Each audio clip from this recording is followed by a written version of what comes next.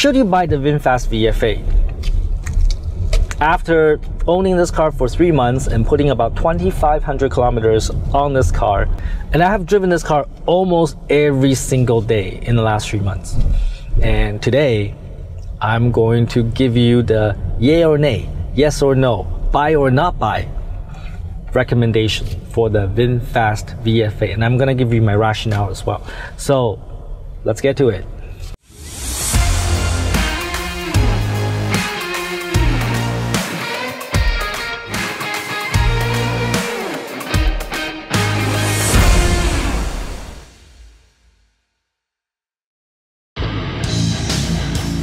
Hey Tom Ping, love what you're doing on your channel, buddy. Super congrats. You know, giving your time and energy to nonprofit business channel. Look, man, keep driving that audience. So Tom Ping, look forward to spending some time with you. I know you got the right mindset, so I'd love for you to share some of that from the big V. God bless, be great. 10X. Should you buy the VinFast VF8? Let's consider that question for different markets. One for Vietnam, and let's say for the rest of the world like Canada and United States, Europe, and other markets.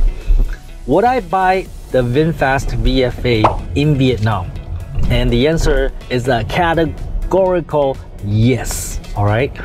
Why? Because there is no car that can give you 402 horsepower, 5.5 second, the level of performance you cannot buy with the money that you pay for this VF8. So what I'm saying is that this is actually a great value here in Vietnam. In Vietnam, you cannot buy another car with this level of performance. VinFast has come a long way in building the charging station coverage across Vietnam. And I can say that I have no issues finding fast charging stations here in Vietnam whenever I need them. And this improvement happened so fast that 8 months ago, the charging infrastructure was not that well developed here in Vietnam. But today, I can truly say that you can find charging stations pretty much anywhere for VinFast cars. And the range, this car has a Tom Ping tested range of 250 kilometers per full charge, but driving like Tom Ping, right? So other people would get much better range. And frankly, anywhere 300 kilometers plus, I think is more than adequate per charge. Even my Bentley doesn't get 300 kilometers per full tank of gas, right? So 300 kilometers, if you can get that in the VinFast VF8, and I think most people can do that if you don't drive like Tom Ping, then you know, I think it's more than adequate. So for Vietnam, this is a no-brainer. You should get it. Everybody should get it. And this is good for the environment, and it's good for your pocketbooks, because you know why? Electric cars costs less to operate, and also there's less things to break down. Well, actually, I'll take that back. All right, there's in theory less things to break down because there's really no gears in the transmission, and there's no like all kinds of oil need to add to the engine, right? There's less things, less parts, and in theory less maintenance, and in theory less things to break down. But this is just the right thing to do.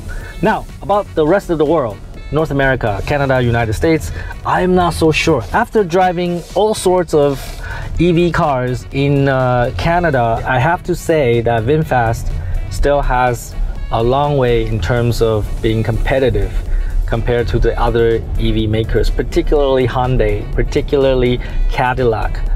And even comparing to Tesla, you know, there's still some distance there in terms of catching up, in terms of technology, comfort, luxury, and even performance.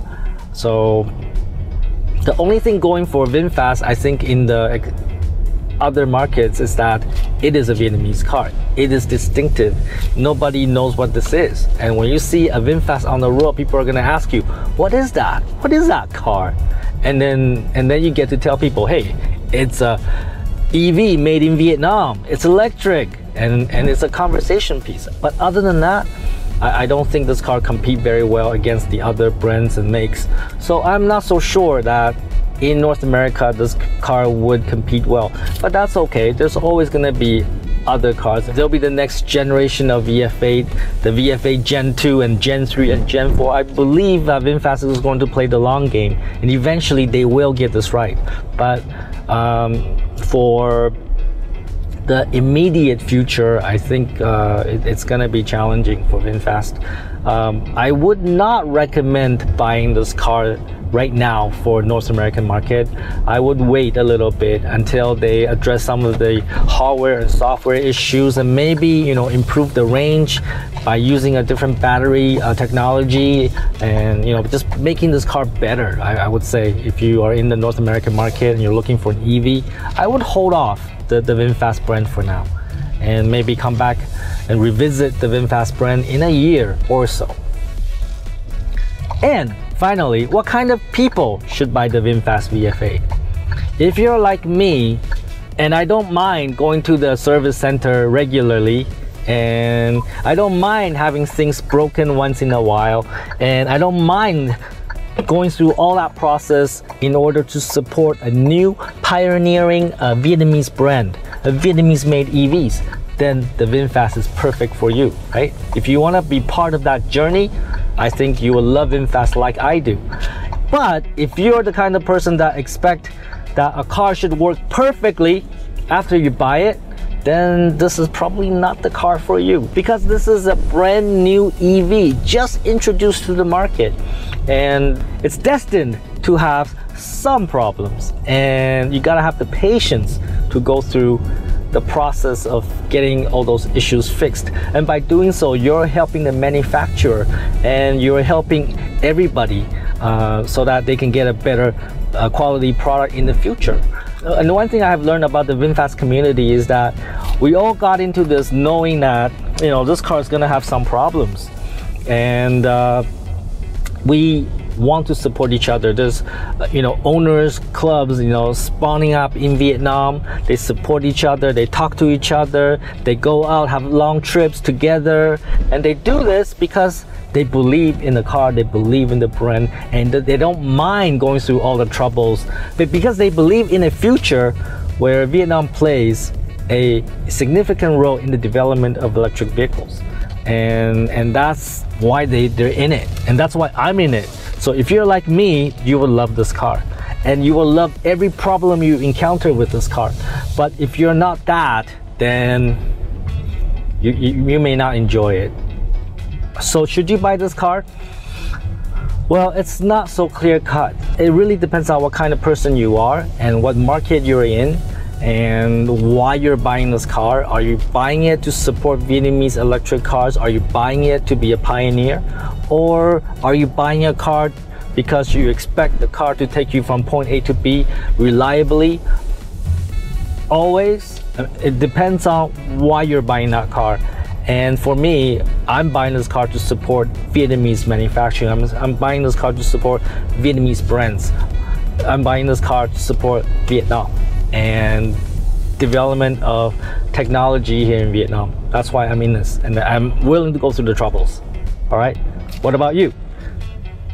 Take some fucking action, consider whether you should buy a VinFast VF8 or not, and don't be a fucktard.